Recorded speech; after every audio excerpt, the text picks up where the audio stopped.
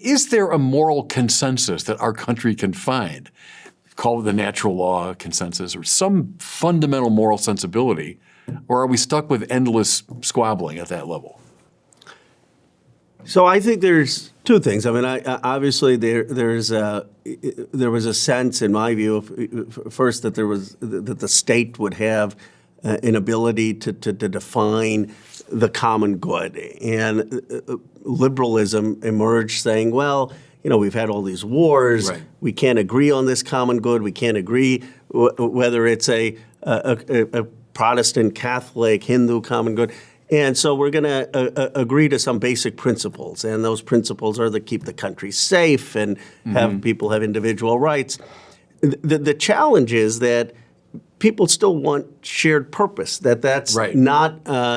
That's not enough. Procedural justice, though important, though deeply important, is not enough. And so then the question becomes, how do we build something deeper? Now, to me, one of the greatest articulations of this was Frederick Douglass in Composite Nation, where he speaks in 1869, and he talks about defending the right of Chinese immigrants to come to the United States. And he says, and they say, well, they're not Christian. How are you defending them? And they're not American. And he says, in the free air of America and in the free air of our churches, we will have this, and the best will emerge. And this is going to strengthen not only America, it's going to strengthen the churches to have that kind of dialogue.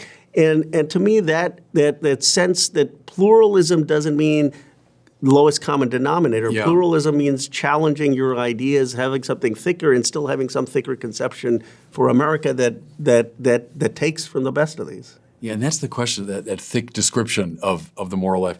Douglass is so good, isn't he, at so many levels? Still, an important person to go back to. The question of how do you find it? How do you articulate it? How do you find the sense of common good without endless conflict? But that the political should be informed by it. What I militate against is the privatization of religion, which I've seen advancing in my own lifetime.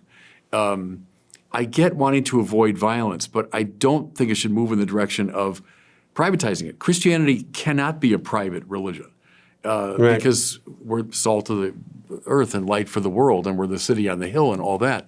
It doesn't mean you propagate it violently or through aggression. But you do propagate it, by your witness and by your words, and I would say indeed by your public argument. Right.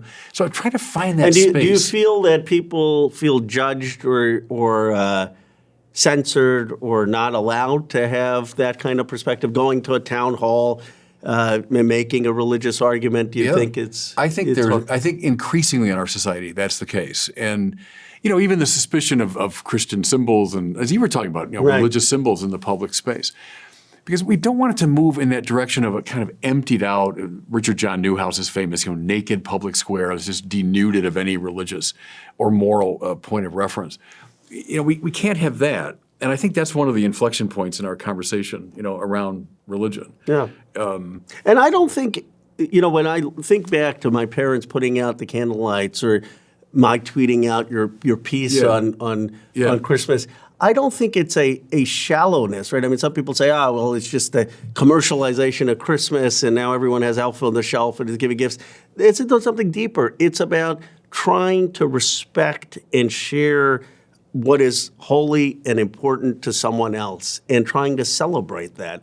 And the other person reciprocating that in you. Now, maybe that gets to some common ground. Maybe that strengthens the appreciation for a common direction. But if all I'm saying to you, Bishop Barron, is, well, I respect your right to exist and me not to hit you and me not to steal from you, that's not as deep a bond as if I say, well, I want to celebrate and understand things that matter to you.